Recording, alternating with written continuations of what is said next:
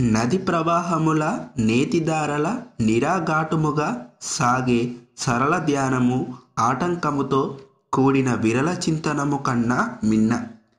చింతనము అంటే ఆలోచనలు అన్నీ ఒకే సద్వస్తువుపైకి ప్రవహింపచేయుటే. అది వస్తువు యొక్క గుణముపై గాని స్వభావముపై కానీ చింతన చేయవచ్చు. దీనినే ధ్యానము లేక నిధిధ్యాస అంటారు.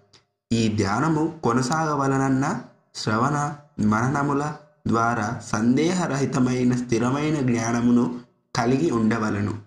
ధ్యానమునకు ఆటంకములు లయము మరియు విక్షేపము. ధ్యానమునకు కూర్చున్న సమయమున ఏ ఆలోచనలు కానీ లేక ప్రశాంత మనసుతో ఉండుట వలన నిద్రలోనికి జారుకునే అవకాశము ఉంటుంది. దీనిని లయము అంటారు. మనస్సు ధ్యాన సమయమున పరిపరి విషయములపైకి పోవుటను విక్షేపము అంటారు. వెంటనే గుర్తించి ధ్యాన వస్తువుపైకి మరల్చుతాము. లయ విక్షేపములతో కూడిన ధ్యానమును విరల చింతనము అంటారు. ధ్యానము నేతిదారల నిరాఘాటముగా కొనసాగాలి. నది ప్రవాహముల సులువుగా కొనసాగాలి. ధ్యాన వస్తువుపై ప్రేమ ఉన్నప్పుడే మాత్రమే అది సాధ్యము. ధ్యాన వస్తువుపై ప్రేమ ఆ వస్తువు యొక్క విలువ గుర్తించినప్పుడే అది కలుగుతుంది.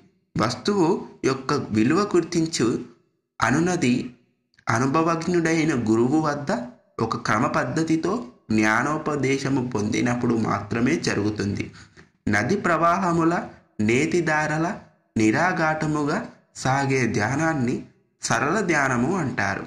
ఈ సరళ ధ్యానము వలన గురువు బోధించిన జ్ఞానమును అనుభవపూర్వకముగా స్థిరీకరించుకొనుట జరుగుతుంది. కనుక సరళ ధ్యానము విరల చింతనము కన్నా మిన్న.